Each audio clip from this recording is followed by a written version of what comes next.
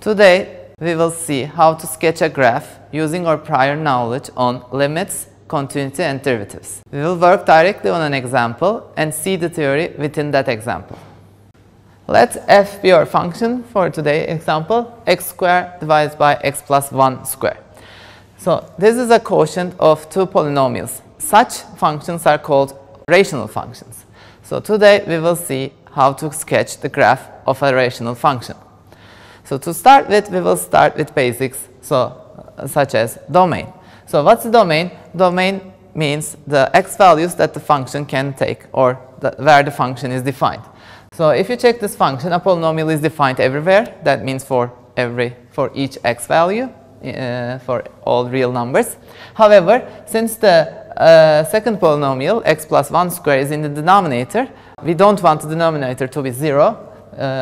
Such that the function is defined, so x is different than minus 1, so that the denominator is non-zero. In this case, the domain consists of all x values except minus 1. We can write this as all real numbers except minus 1, or if you want to use the interval notation, you can also say x is element of the open interval from minus infinity up to minus 1, union from minus 1 to infinity. Now let's see the range. The range is all the y values the function can take, so the y values of the function.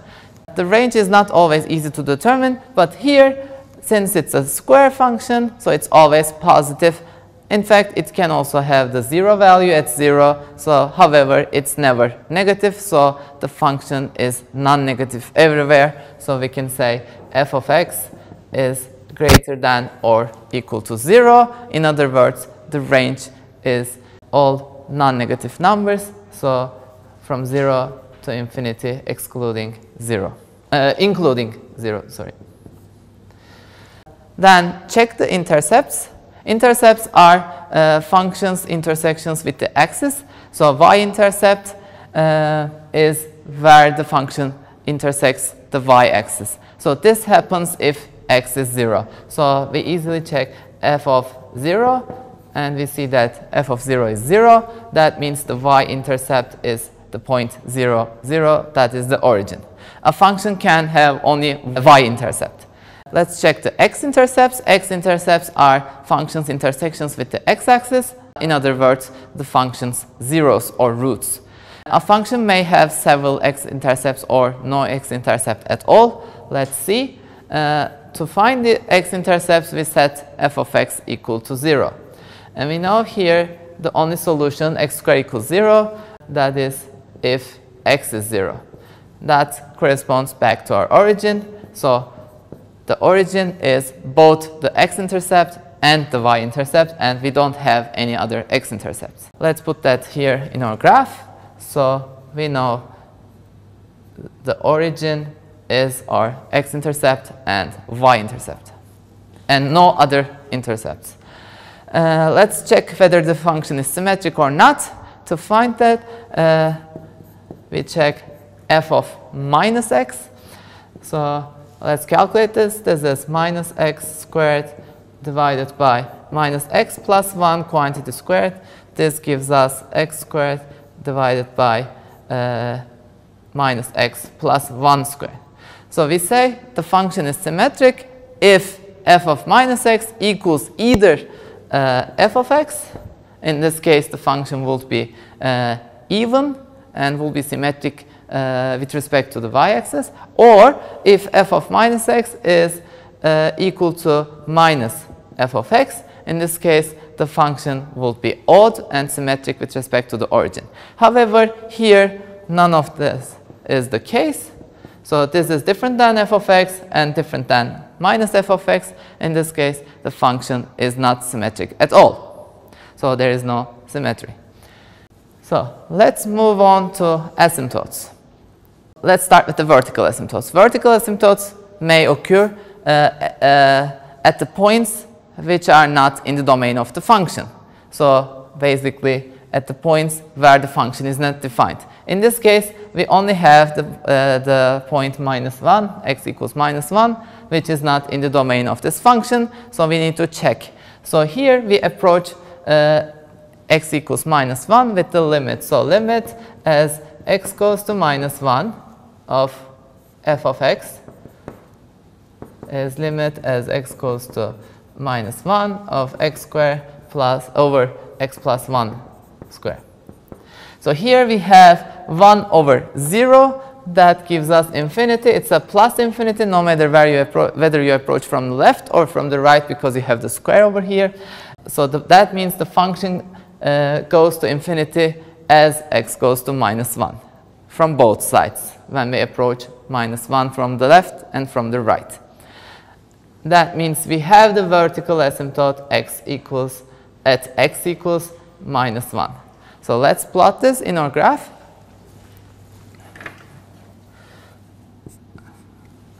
So a function may never cross its vertical asymptote. That's why I'm going to plot this as dashed lines and as a red line, reminding you that when you sketch the graph, you may never cross this vertical asymptote x equals minus 1. Okay. Let's move on to horizontal asymptotes. Horizontal asymptotes describe the behavior of the function as x goes to plus or minus infinity. So we check limit as x goes to infinity of f of x, which is x squared over x plus 1 square. In this case, we have infinity over infinity. You can use L'Hopital's rule twice, or since these are polynomials of the same degree, so this limit is the quotient of the coefficients of their terms with the highest power. So 1 over 1 is 1 here. Let's check the other one. The other, as x goes to negative infinity, we have x squared over x plus 1 square. Again, because this is a square function, so it won't matter, you will still get 1. That means you have the horizontal asymptote y equals 1 on both sides. That means when x goes to infinity and also when x goes to negative infinity. So let's plot this on our graph. Horizontal asymptote y equals 1. A function may not cross its horizontal asymptotes as x goes to infinity and as x goes to negative infinity in this case. However, it may cross this horizontal asymptote somewhere in between. Therefore, I'm going to sketch this asymptote with red on the infinities on the left and right side here, like this, with dashed line. And as the function may cross its horizontal asymptotes in between, I'm going to show it with a different color so that you don't get surprised when you have to cross this line somewhere.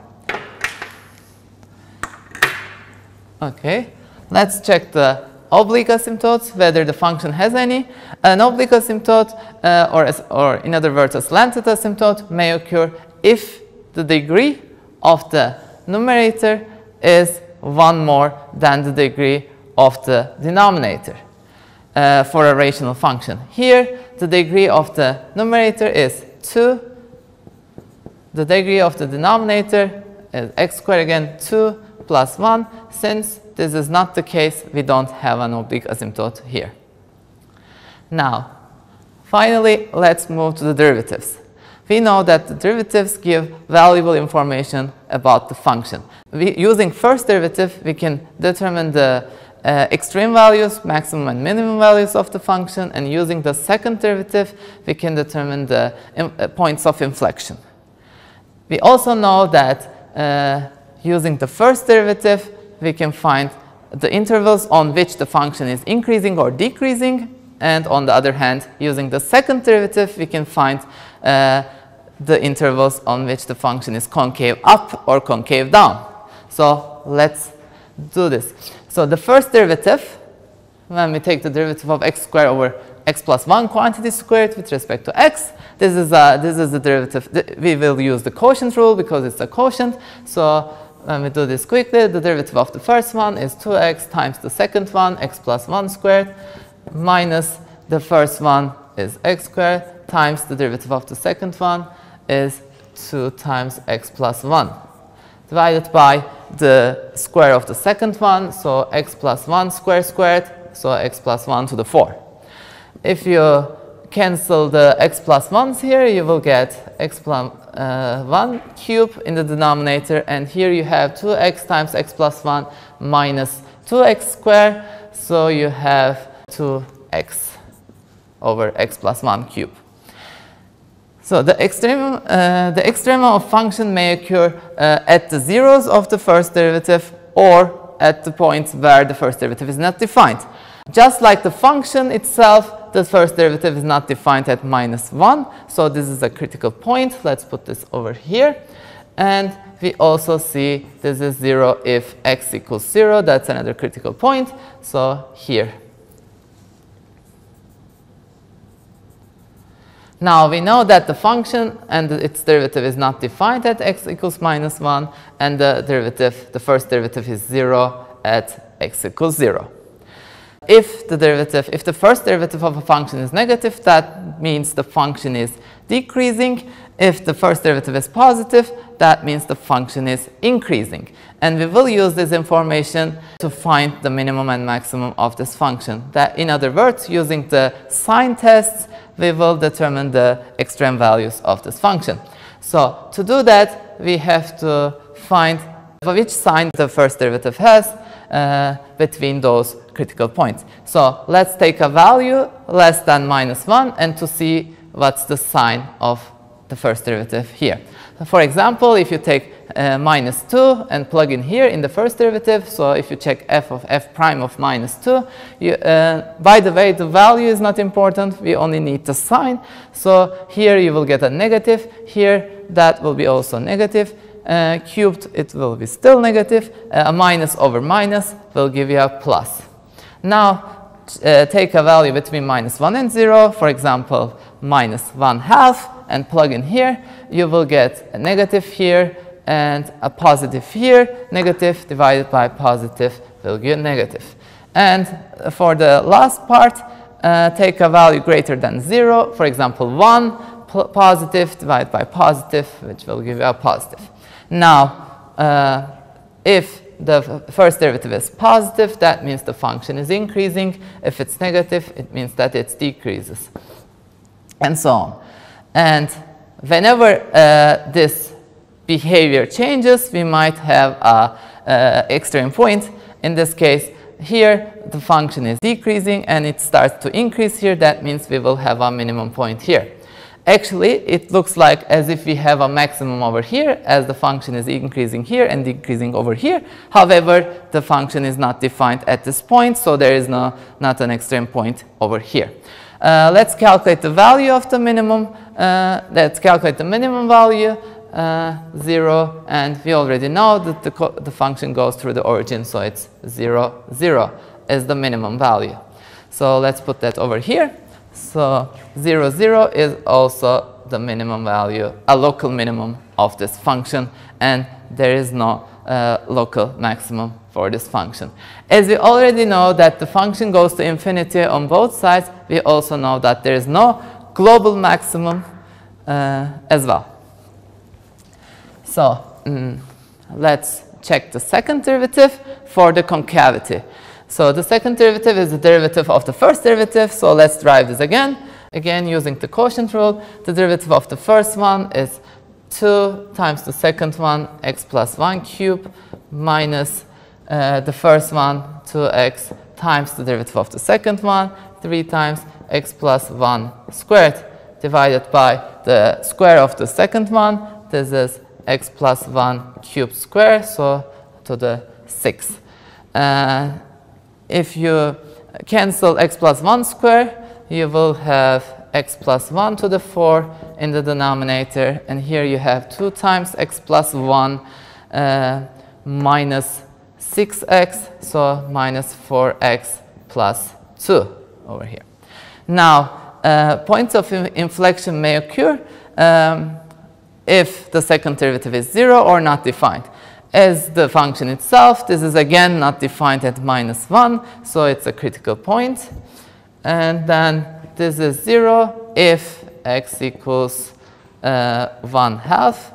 So this is the other critical point for the second derivative. Now again, we will check the corresponding intervals. We know here the function, the derivative and the function is not defined. Here the second derivative is 0.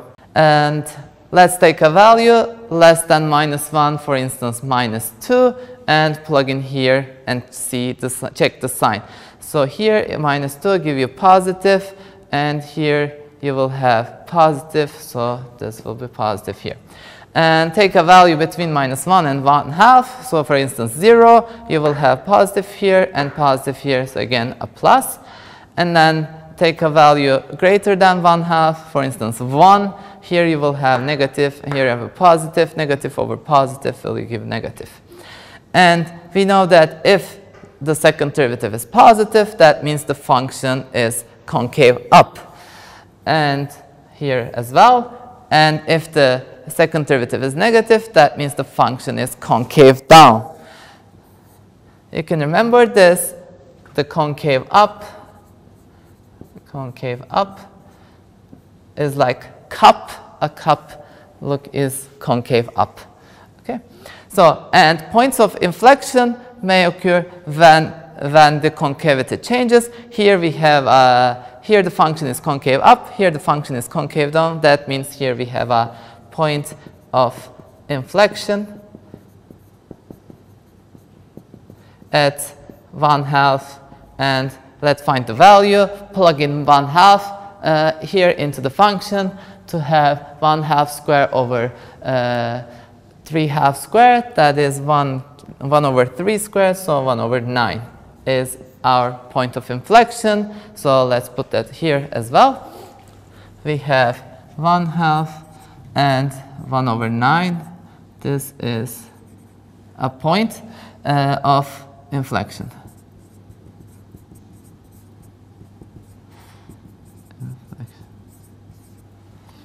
Now that we are done with the derivatives, it's time to sketch the complete graph. However, we will have to use the intervals on which the function is increasing or decreasing or concave up or concave down. Let's combine this knowledge. So we have 4 possibilities. So a function may be increasing or decreasing, maybe concave up or concave down. So that makes altogether 4 different cases, and like this.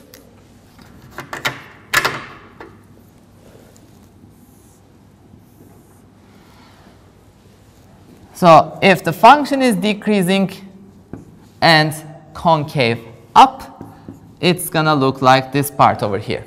If the function is increasing and concave up, it will like the curve would like this. If the function is increasing but it's concave down, it's gonna look like this. Or finally, if the function is decreasing and concave down, the curve is gonna like this part. So now let's see how our function behaves.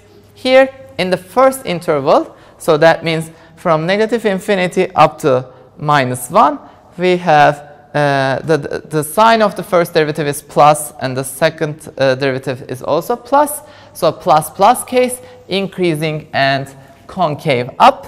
So it has to look like this one. We also know that this is the asymptote of the function, and this is also another asymptote. So that means the function has to approach those lines. So altogether, it's gonna look like this. Now let's move on to the second interval. Here we have from -1 up to 0. The first derivative is negative and the second derivative is positive. So the first derivative is negative, second derivative is positive. It's gonna look like this. So it decreases and is concave up. So we're gonna start here because this is an asymptote. Here we already seen the function goes to infinity here, and we also know that the function goes through the origin. So we need to connect these here. That means since the function is continuous in between, we have to cross the horizontal asymptote, and we may do that. And if you want to be more precise, you can also calculate this intersection. by setting this equal to 1. And you will see this corresponds to -1/2, this point over here. And then let's move on to the next interval, 0 and 1/2. The first derivative has a positive sign and the second derivative has a positive sign. That means plus plus, so it will look like this part here. And we are here from 0 to 1/2. So let's connect these. Okay. And finally, the last interval from 1/2 to infinity. The first derivative is positive, the second derivative is negative. So a plus minus, it's gonna look like this. And we also know that the concavity will change because we have a point of inflection, and it does. And furthermore, there is this horizontal asymptote that the function may not cross as x goes to infinity. So combining this, we will complete the graph with this. And we also see that there is no global maximum as we have a vertical asymptote over here. And minimum, the local minimum 0, 0 is also the global minimum.